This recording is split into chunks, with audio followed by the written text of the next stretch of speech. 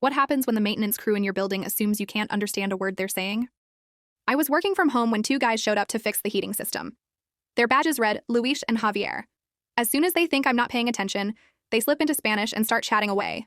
At first, it's harmless. Luis complaining about being stuck with weekend shifts, Javier griping that his car broke down again. Normal banter while they unpack their tools. I keep my eyes on my screen, but I'm listening closely.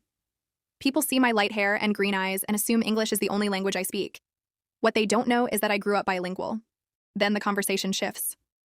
Luis glances around and mutters, "Man, look at this place. Fancy stuff everywhere." He points out my MacBook and says it's worth a couple grand. Javier notices my watch sitting on the desk. Designer brand. These rich kids don't even appreciate what they've got. My stomach tightens, but I keep typing like I'm oblivious. That's when Luis takes it further. He says, "We could make some easy money in apartments like this. We have the master keys, we know when people are home." Javier hesitates, but Luis is already building a plan. Come back after hours, grab a few small items, nothing too obvious. A ring here, some cash there. At this point, I've quietly started recording with my phone, pretending to answer a call. Luis even points to my leather handbag on the chair. "That purse alone is probably half my paycheck," he scoffs. He then shifts the conversation to other tenants in the building. He talks about the widow in 4C, says she has a collection of silver pieces and antiques. "She's old. She'd never notice if a few things went missing," he sneers. My blood runs cold.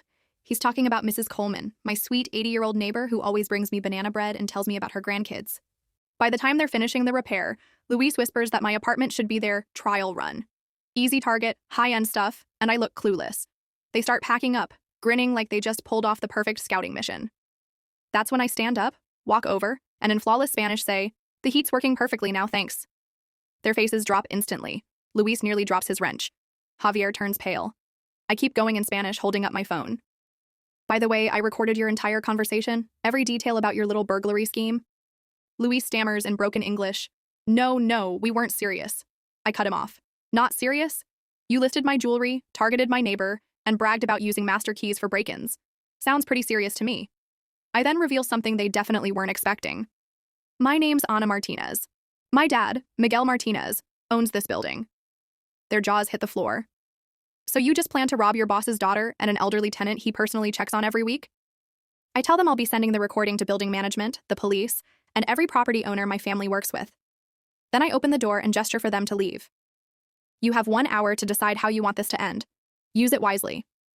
They practically sprint out of my apartment. 20 minutes later, my phone rings. It's their supervisor, apologizing nonstop. Apparently, Luis and Javier had already quit on the spot. Problem solved, without me having to lift a finger.